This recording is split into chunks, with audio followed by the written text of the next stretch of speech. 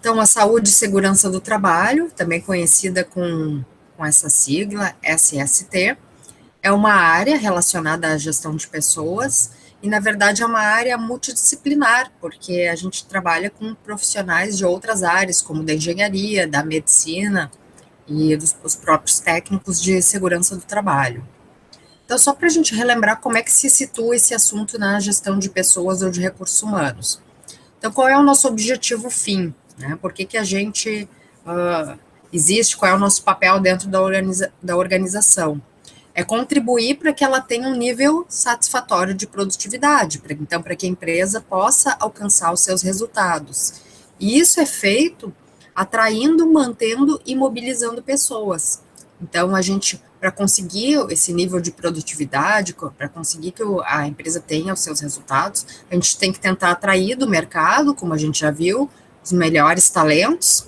A gente tem que manter eles dentro da empresa, não adianta a pessoa entrar e na semana seguinte já pedir para sair, porque é todo um investimento que vai fora.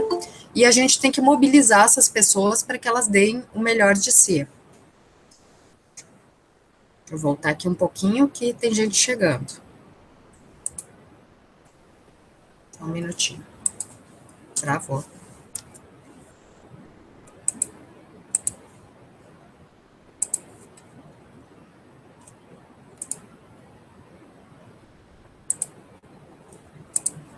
Então, voltando.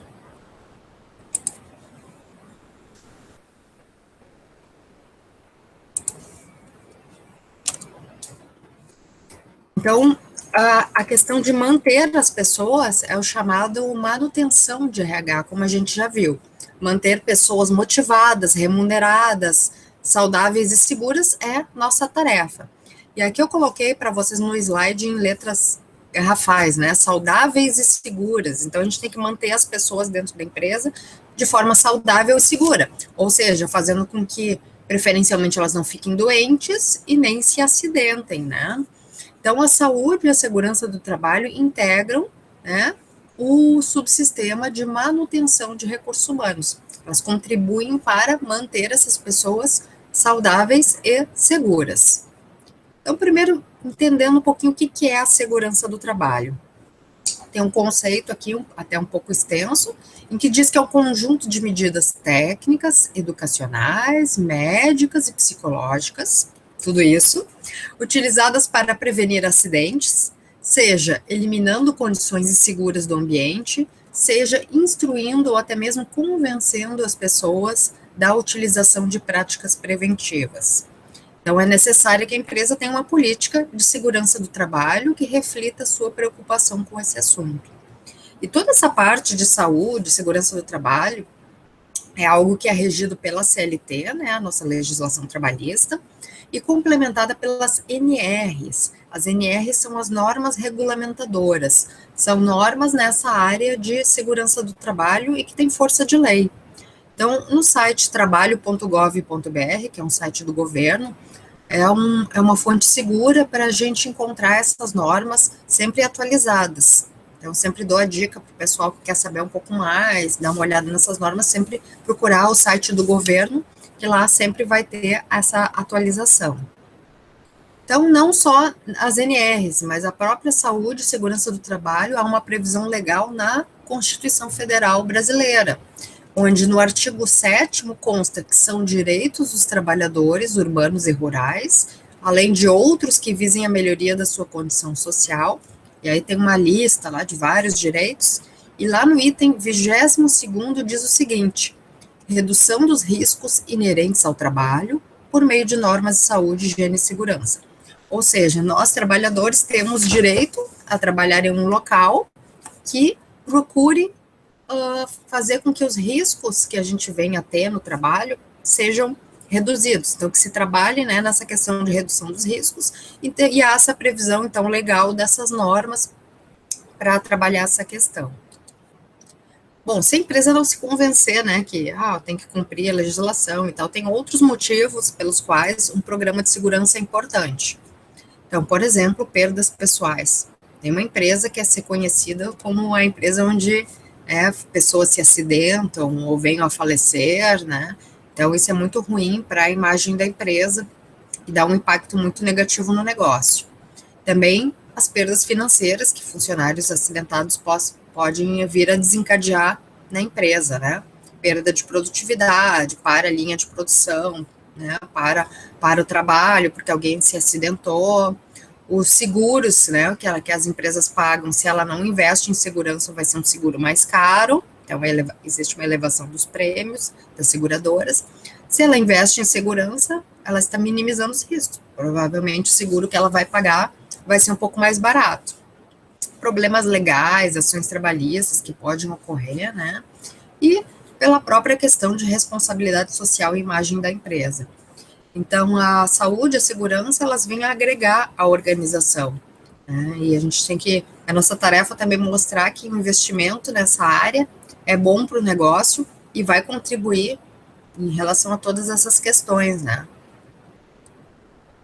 Na parte da saúde, especificamente, agora falando um pouquinho da saúde, que anda de mãos dadas, né, junto com a segurança, a gente pode falar em termos de saúde ocupacional, né? Então, essa área da saúde ocupacional significa a saúde do trabalhador, então, a área da saúde que se preocupa com o trabalhador. Ela visa trabalhar na questão da eliminação das causas de doenças profissionais, então, aquelas doenças que são provocadas lá, desencadeadas no trabalho, pelas condições de trabalho, né, tem esse objetivo de diminuição.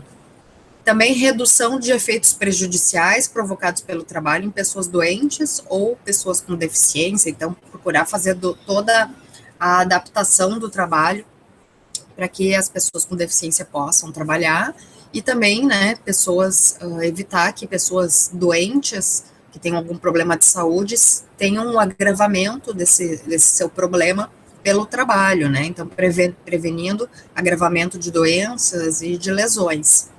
E a manutenção da saúde dos trabalhadores e o aumento da produtividade, que é o que a gente quer, né? Por meio do controle do ambiente de trabalho. Então, fazer o controle, fazer o monitoramento do ambiente para que eles tenham, né, a sua saúde preservada. Bom, como isso é feito, né? Todas essas questões de saúde e segurança. Não é um processo simples, aqui nós temos várias possibilidades. Primeiro, educação de trabalhadores, indicando perigos existentes e ensinando como evitá-los.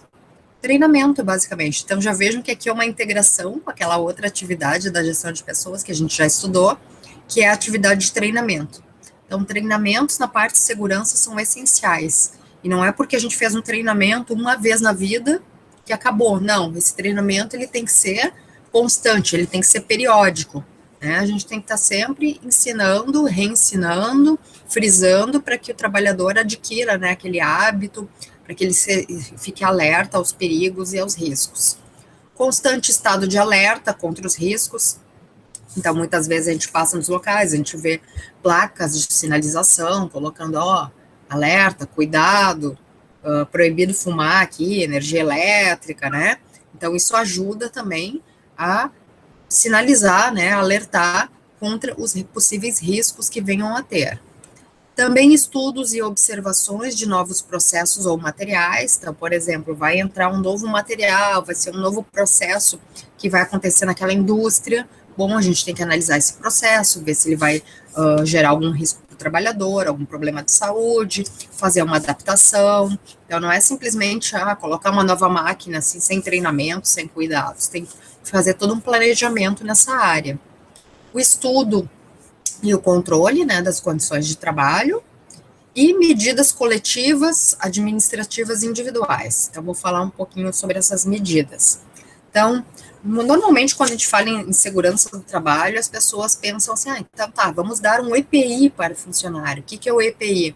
Um equipamento de proteção individual, né? Então, um capacete, uma bota, uma luva, uma máscara, né, para ele se proteger, e achando assim que a gente vai dar o EPI e vai funcionar tudo perfeitamente, nada vai acontecer, e, na verdade, quando a gente fala em segurança do trabalho, o EPI é a última opção, né? Por que a última opção? Porque o EPI a gente acaba dependendo muito da boa vontade do funcionário, dele usar corretamente, né? E a gente não tem uma garantia 100%. Então, o ideal é o quê? O ideal é a gente fazer alguma outra forma que evite, né, essa dependência da boa vontade, da condição do funcionário. Então, a gente começa com uma medida coletiva. O que é uma medida coletiva? Por exemplo, se eu estou numa indústria, trabalhando lá com produtos químicos, eu posso colocar um dispositivo chamado exaustão, né, para puxar os vapores que são gerados naquele ambiente e jogar isso para fora do ambiente, evitando, né, que os trabalhadores inalem aqueles vapores, aqueles gases, enfim, seja lá o que for, né? Então aí eu não fico na dependência do trabalhador estar com uma máscara especial. Então essa é uma medida coletiva, uma medida que vai beneficiar toda a coletividade das pessoas que estiverem presentes naquele ambiente. É muito melhor. Depois eu teria uma segunda forma de medida, que é a administrativa. A medida administrativa depende muito do gestor fazer. Então, envolve questões como rodízio de funcionários, estabelecimento de pausas, de descanso, revezamento. Então, essas questões, muitas vezes é possível se fazer. Então, por que eu vou deixar 8 horas a pessoa lá naquele ambiente? Então, vamos fazer uma troca para minimizar um pouco os riscos, né, que cada um venha a ter. E por último, sim, né, se eu não conseguir fazer uma medida coletiva ou administrativa, aí é o equipamento de proteção individual que me resta. E aí, quando a gente fala de equipamento de proteção individual, a medida individual, eu tenho que não só entregar o equipamento para o funcionário, mas treiná-lo, ensinar ele a utilizar, ele a zelar pela condição daquele equipamento, cobrar, exigir que ele esteja usando corretamente. Então, tudo isso é muito importante. Então, vejam que segurança do trabalho não é simplesmente dar EPI para o funcionário, ele é algo muito mais amplo, né? É estudar o processo, é verificar outras formas que não fique na dependência do equipamento de proteção, é tentar propiciar que o ambiente de trabalho seja um ambiente mais seguro. Então, tudo isso, né? Sempre trabalhando muito mais na prevenção. E como tudo na vida, né? Quanto mais a gente trabalhar na prevenção, menos vai exigir da correção. Então, é por aí essa filosofia também. Bom, trazendo um pouquinho das normas regulamentadoras, né, as NRs. As normas, então, são toda a legislação complementar que rege as ações no campo da higiene e segurança do trabalho. São 36 normas. Essas normas, desde que entrou o último governo do Brasil, estão sendo revistas, então algumas já foram atualizadas, a maioria ainda não, mas algumas já. Por isso que é sempre importante ir no site do governo, quando a gente quer uma norma, para ver se houve alguma modificação. Então, eu trouxe aqui algumas que são interessantes para um profissional que é técnico em administração ter um pouco de conhecimento. Então, existe o PPRA, que está na norma 9, a gente vai falar, e aí começam já a brincar a sopa de letrinhas, né, as siglas. O SESMIT, que está na NR4, CIPA na NR5, PCMSO na 7, equipamentos de proteção individual na 6, e a 15 e a 16, que a gente já falou um pouquinho também, quando a gente tratou de remuneração. Então, a 15, que é sobre insalubridade, e a 16 sobre periculosidade. A gente vai ter uma ideia dessas normas. E aí, depois tem outras normas mais específicas, por exemplo, tem norma sobre ergonomia, que é a questão, né, da adaptação dos postos de trabalho ao homem. Tem norma sobre trabalho em aquaviário, em portos. Então, às vezes tem normas que são específicas para alguns setores, obviamente a gente não vai estudar aqui, o nosso curso não é segurança do trabalho, eu trouxe aqui essas que são mais gerais e que elas acabam tendo uma relação muito forte com a gestão de pessoas. Então, trazendo um pouquinho o que é o PPRA, e aí eu copiei exatamente como está na norma, né? Então, a norma 9, NR9, diz que a empresa, então, tem que ter uma obrigatoriedade de elaborar e implementar, então, por parte de todos os empregadores e instituições que tenham trabalhadores como empregados, do PPRA, visando a preservação da saúde e da integridade dos trabalhadores através de antecipação, reconhecimento, avaliação e consequente controle da ocorrência de riscos. Bom, então esse é um programa de prevenção de riscos ambientais.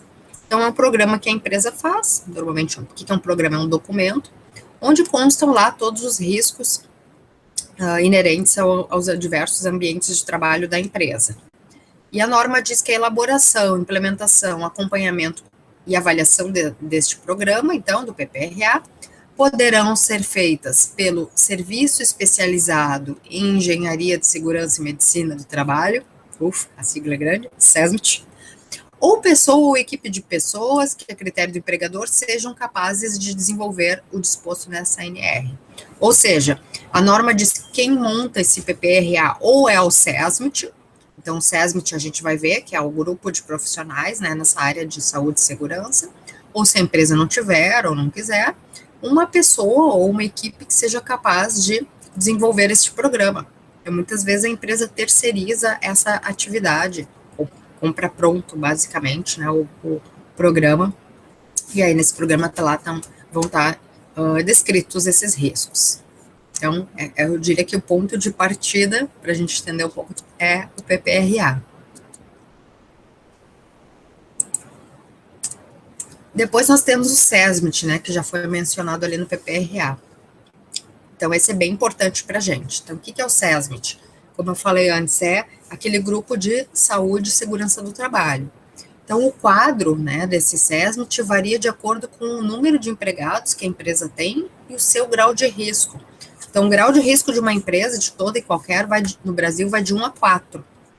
Então, 1 é o mais baixo, 4 é o mais alto, conforme a CNAE. Então, a CNAE é a Classificação Nacional de Atividades Econômicas. Todas essas siglas estão relacionadas ali no trabalho de vocês, tá? Então, aqui a gente tem exemplos de grau de risco. Então, empresas de grau 1, empresas mais administrativas, estão ali. Tem um exemplo, gestão de salas de espetáculos. Grau 2, hotéis com restaurante. 3, transporte aéreo. 4, extração de minério de ferro. Então, vocês podem ver que quanto mais alto ali o grau, normalmente são indústrias mais pesadas, né? Então, algo que oferece mais risco aos trabalhadores. E, normalmente, grau 1 são empresas, assim, com atividades mais administrativas, né, que não tenham ou serviços que não tenham indústria, enfim, coisas assim. Bom, onde é que diz qual o grau da minha empresa? Bom, conforme o registro da empresa, né, quando ela faz lá o seu registro, tem o CNPJ, consta que tipo de empresa é. Esse tipo de empresa está relacionado nessa CNAE, né, Classificação Nacional das Atividades Econômicas. E aí já diz ali, a empresa de tal ramo é do grau tal, a empresa que faz isso é grau tal. Então, tudo isso já é tabelado, não é a empresa que se diz, o meu grau é tal.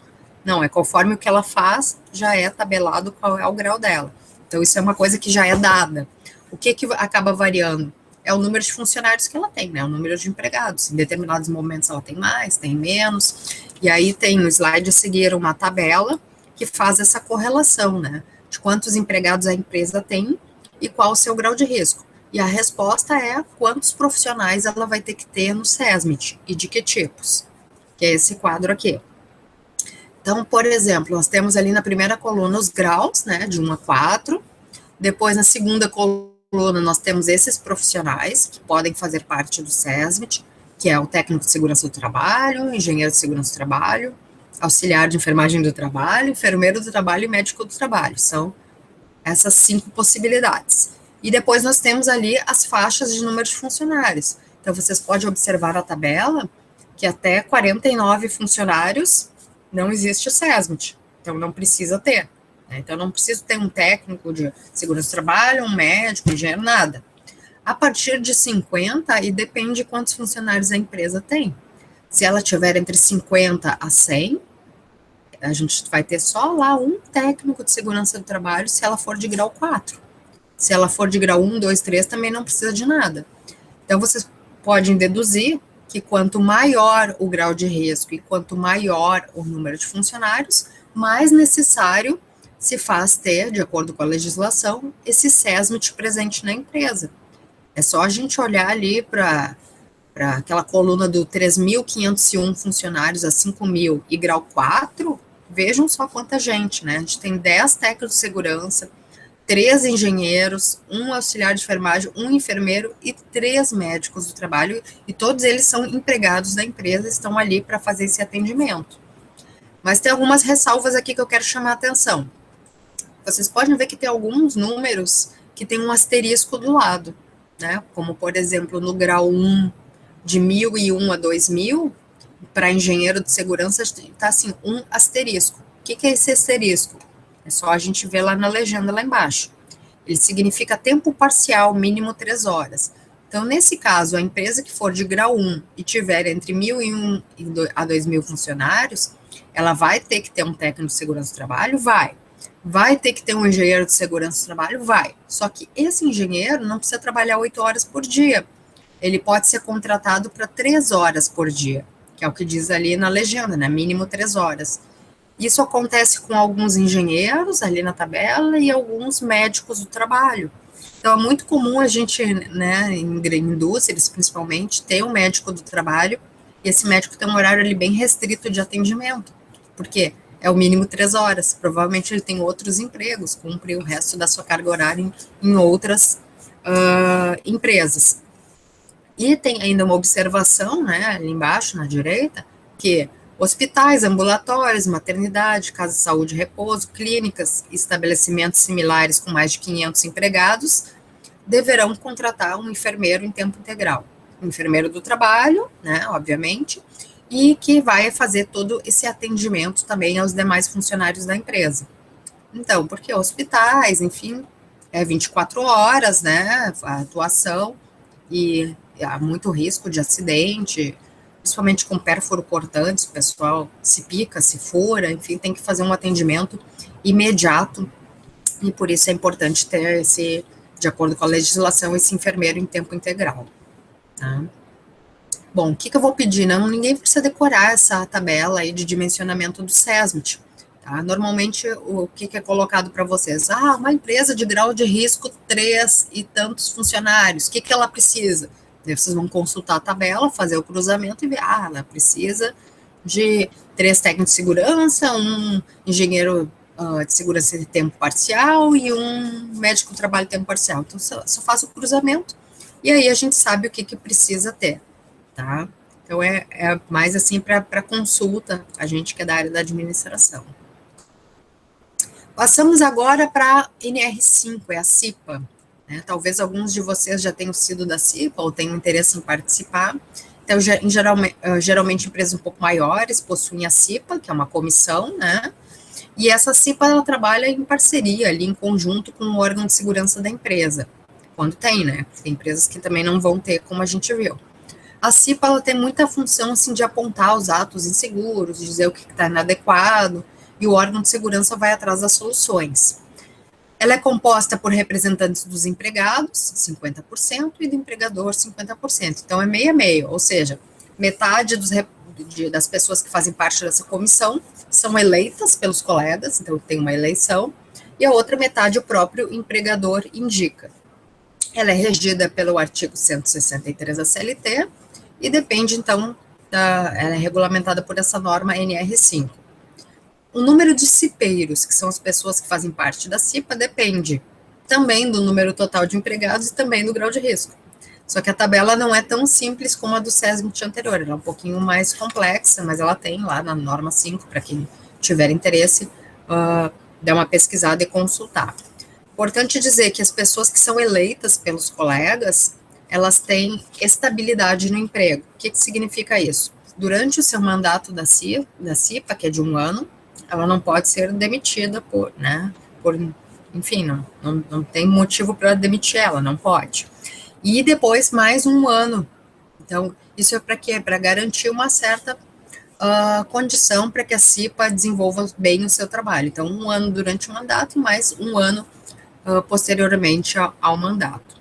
Já os representantes do empregador, é o próprio empregador que escolhe, então esse não tem estabilidade, né? Possivelmente a empresa já está indicando pessoas que não pensam em demitir elas, né? Então, elas fazem parte da CIPA representando o empregador. E aquele símbolo verdinho ali, normalmente é o símbolo que se utiliza para essa comissão. Bom, a NR7. A NR7 é o chamado PCMSO, Programa de Controle Médico de Saúde Ocupacional. Toda empresa tem que elaborar também esse programa, então também vai ser um documento. Ele é muito baseado naquele programa anterior, o PPRA, porque o PPRA tem os riscos, e aí o PCMSO vai ser elaborado com base nesse PPRA. A diferença é que aí sim é o médico que faz, tá, gente? Porque é conhecimento médico, pertencente ou não ao quadro de funcionários. A gente viu que só as empresas grandes e com maior risco têm um médico próprio, né? Então a maioria faz o quê? Terceiriza. Contrata lá uma empresa, uma clínica de medicina do trabalho, para fazer esse programa e também para aplicar os exames médicos, né? Então, esse programa analisa a relação saúde-trabalho, tem caráter prevencionista e diagnostica as moléstias relacionadas ao trabalho, avaliando, então, periodicamente a saúde dos trabalhadores por meio dos exames. Quais exames? Tem vários. Os admissionais, que devem ser feitos após escolhido, né, o funcionário que vai fazer parte da empresa, feita a seleção, e antes da sua contratação. Então, é naquele momento que a gente envia para o funcionário, para o candidato, né, ó, essa é a documentação que a gente precisa para a contratação, tem que apresentar tais e tais documentos, e tem que comparecer no local tal para fazer o exame médico. E ele só vai poder ser contratado, gente, se o exame dele der apto. Ele tem que estar apto para aquele trabalho fisicamente. Se ele não tiver apto, ele não pode ser contratado, aí chama o próximo. Então, é muito importante isso. E não colocar a pessoa para trabalhar sem ter feito o exame antes e sem ter feito a contratação dela. Da mesma forma, o demissional, quando a empresa sai, quando a pessoa sai da empresa, ela vai fazer um exame demissional, que é para ver se ela continua nas mesmas condições de quando ela entrou, se ela teve algum adoecimento, alguma questão relacionada ao trabalho.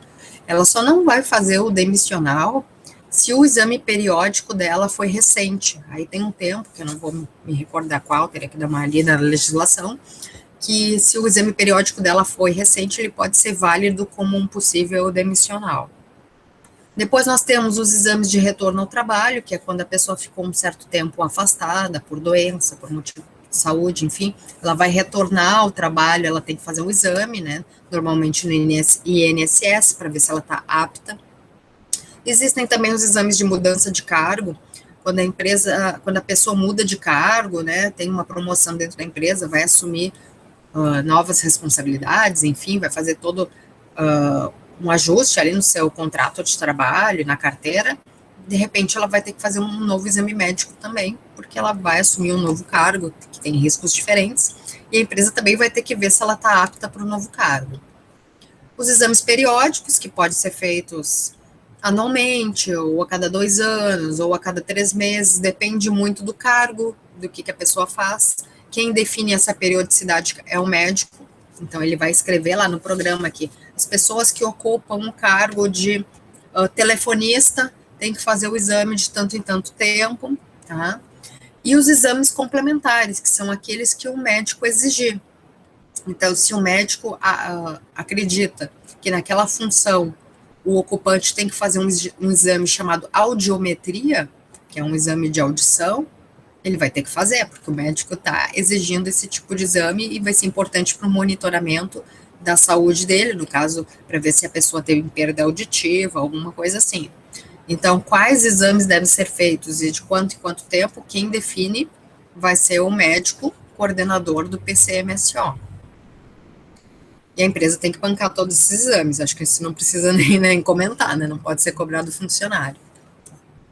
Vamos para agora a NR6, né? Então, na NR6 nós temos os equipamentos de proteção individual, que a gente já falou um pouquinho antes, que são os EPIs, utilizados pelo trabalhador para evitar acidentes, ou pelo menos assim, para minimizar, né, o impacto. O empregador deve fornecê-lo gratuitamente aos empregados, deve treiná-lo, enfim, né? Claro que, por exemplo, um capacete não vai evitar que algo caia em cima da cabeça da pessoa, isso, né, uma pedra, alguma coisa assim, mas pode evitar, né, ou minimizar o dano que essa pessoa vai ter. Então, o EPI ele não é uma garantia de segurança total, né, mas ele minimiza as situações, ele ajuda e ele é bem importante, né. Então, aqui temos alguns exemplos, como protetor auricular, né, luva, óculos de proteção, capacete, bota, enfim, são vários que a gente vê por aí, e conforme a função, tem alguns que são específicos e são exigidos. Depois nós temos também equipamentos de proteção coletiva, que alguns exemplos, como vocês devem conhecer todos eles, né? O cone de sinalização, fita zebrada, fita de demarcação, redes, grades de proteção, e eles têm ele é diferente do EPI, né? O EPI a gente põe no trabalhador, o EPC, não, a gente coloca no ambiente, visando essa proteção, então, da coletividade, de todas as pessoas que transitam por ali. Vamos agora para a NR15, na verdade, relembrando, né? Então, a norma sobre atividades e operações insalubres. Então, o que diz na norma? Que são consideradas atividades ou operações insalubres as que se desenvolvem. Aí tem as situações, né? Acima dos limites de tolerância previstos nos anexos tais, nas atividades mencionadas nos anexos tais, comprovadas através de laudo, né? E o exercício de trabalho em condições de insalubridade assegura ao trabalhador a percepção de um adicional, incidente sobre o salário mínimo da região, que a gente já estudou, equivalente a 40% para insalubridade de grau máximo, 20% de grau médio e 10% de grau mínimo.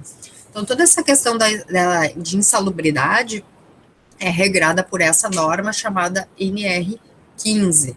Então, só para frisar também que a empresa deve também evitar ambientes insalubres, né, trabalhar para que esses níveis de insalubridade sejam reduzidos, não só porque ela vai economizar, deixando de pagar o adicional, se for o caso, né, para o trabalhador, mas porque ela vai estar preocupada realmente com a saúde dessas pessoas, né. E depois nós temos também a NR16, que a gente também já comentou, porque é uma norma que acaba gerando o adicional, que é o de periculosidade. Então, só relembrando, a norma diz que o exercício de trabalho em condições de periculosidade assegura ao trabalhador a percepção de adicional de 30% incidente sobre o salário. No caso, o salário base, né, do trabalhador, não é sobre o salário mínimo, como a gente viu na insalubridade, sem os acréscimos e tal.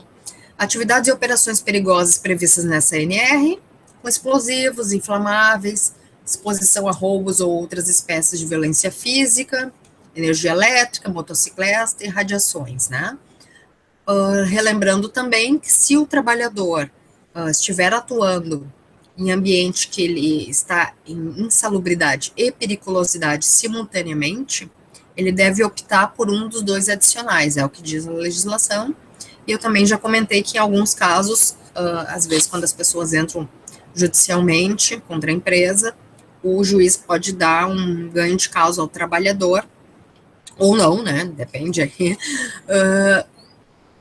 fazendo com que ele acumule os dois adicionais. Mas, em princípio, isso não seria permitido, né, a pessoa teria que optar por um dos adicionais se ela trabalhar nas duas condições simultaneamente. Bom, vamos para a parte agora de incêndios, né? Então, prevenção e combate a incêndios é também objeto da segurança do trabalho. Existe uma norma, uma NR que trata desse assunto, que é a NR 23, que não diz muita coisa. Se vocês abrirem ali a norma no site, aquele que eu indiquei para vocês, do governo, é uma norma de uma página apenas, não tem detalhes. E aí a norma remete para legislações municipais e estaduais. Então, no caso do estado do Rio Grande do Sul, nós temos desde 2013 a famosa Lei KISS, que é a Lei Complementar 14.376, de 26 de dezembro de 2013, e que surgiu justamente após o incêndio e como decorrência do incêndio na Boate 15 em Santa Maria. Depois ela foi atualizada em 2016, e é essa norma, então, essa legislação que vai estabelecer, então, normas de segurança, prevenção e proteção contra incêndios das edificações e áreas de risco no estado do Rio Grande do Sul. Tá? Então, ela pega, obviamente, todas as empresas, inclusive condomínios residenciais, né, porque são edificações também. Só não diz respeito a, por exemplo, a casas, né, moradias que a gente chama unifamiliares, individuais, aí não.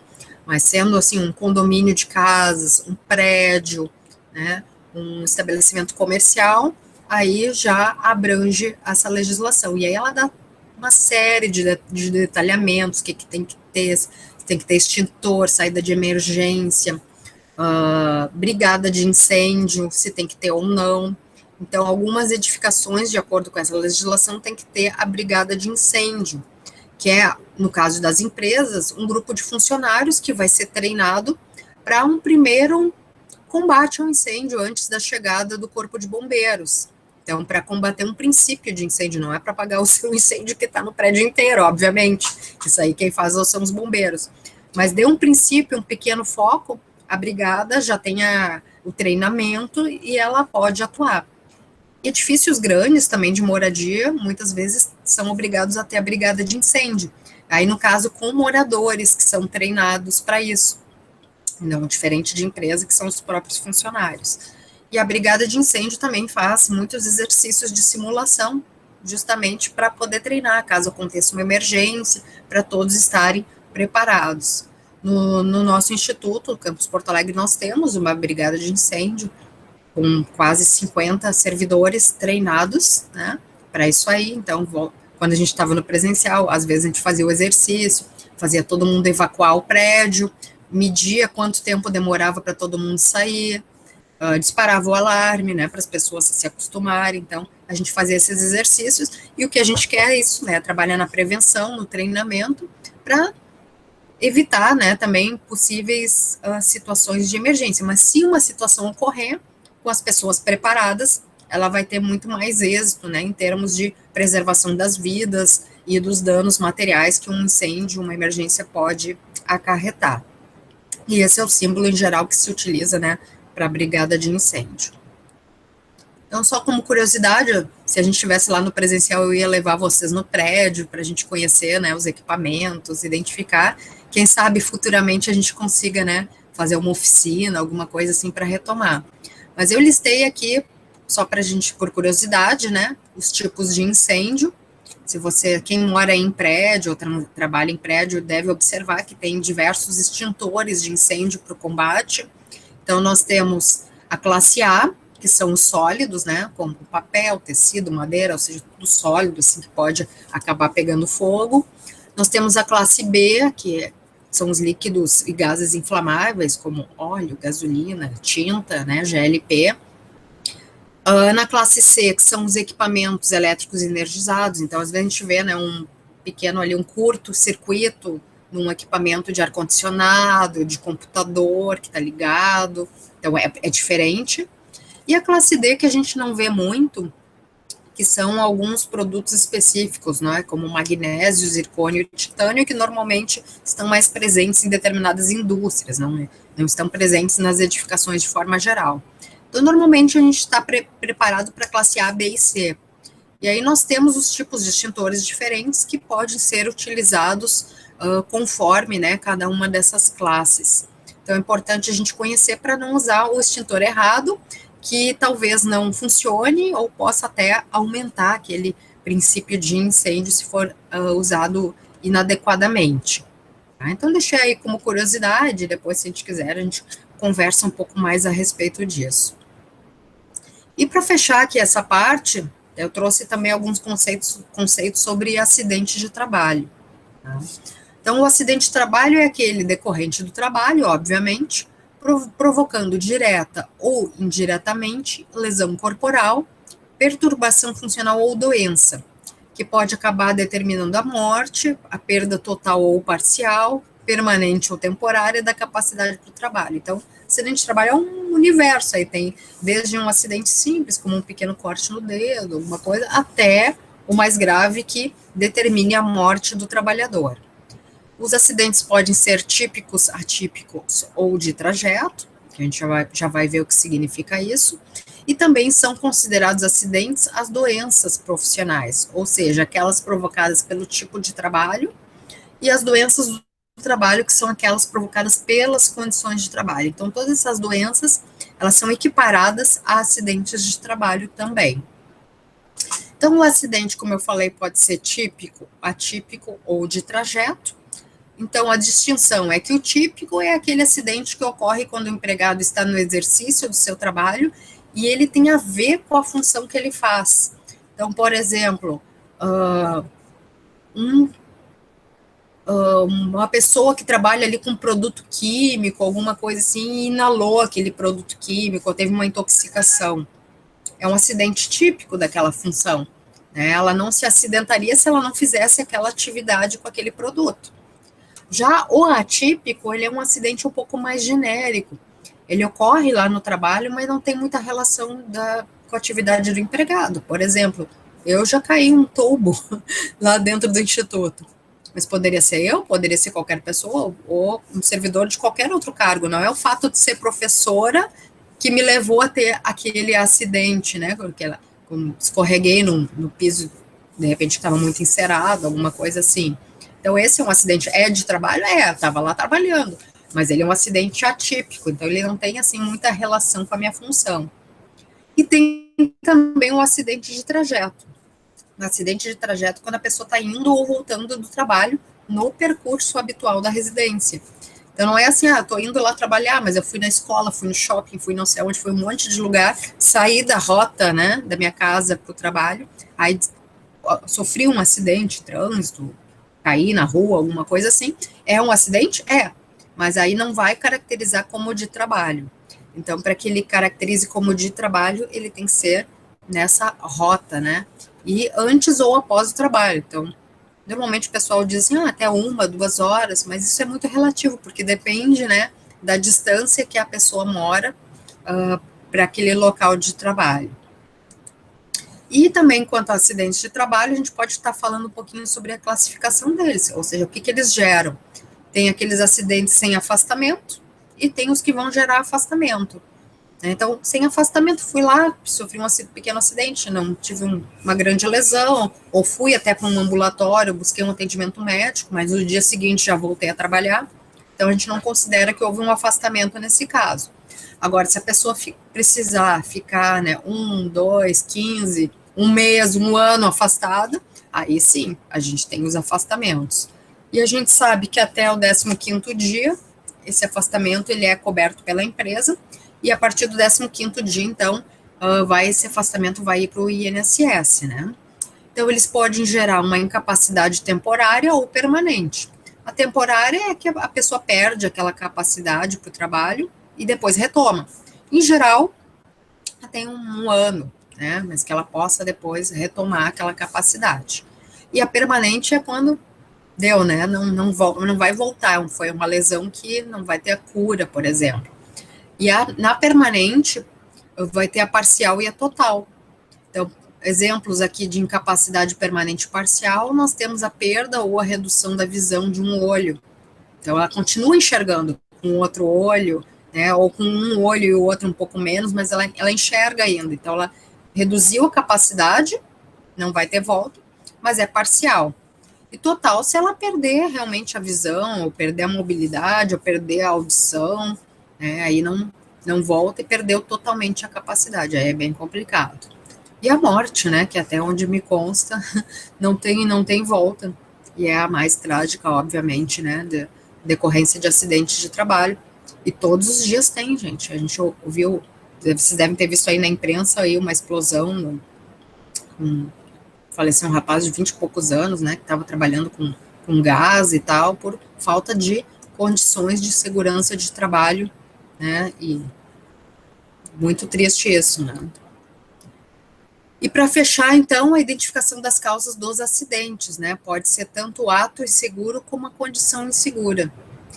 Há quem diga, né, os mais defensores, assim, dos trabalhadores, que nunca vai ser o ato inseguro, que sempre é a condição insegura, ou seja, a situação, é a empresa, que o trabalhador, na verdade, ele é vítima, ele não poderia ser culpabilizado pela situação. Então, se ele não usou o EPI, é porque a empresa também não exigiu, não cobrou, né?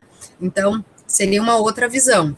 De qualquer forma, quando tem, digamos assim, essa parcela, assim, do trabalhador, normalmente existem essas situações, né, de excesso de confiança, cansaço, distração, e se vocês forem ver, são os mesmos motivos que geram, em geral, acidente de trânsito, né?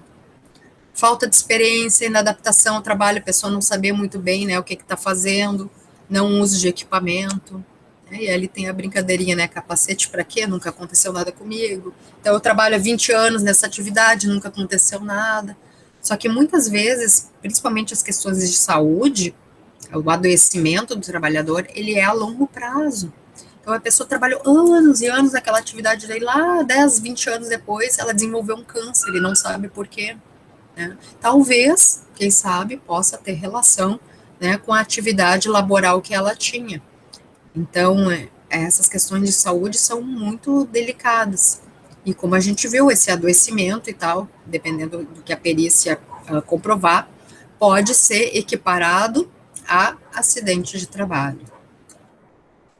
Muito bem, a gente vai fechar por aqui, porque eu já vou abrir para os comentários, uma vez que o assunto é muito interessante.